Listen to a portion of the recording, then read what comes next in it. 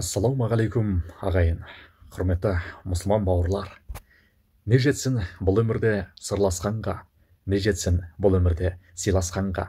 Уақыт жетпей кей кезде қалады екен сіздер менен сырласып мұңдасқанға.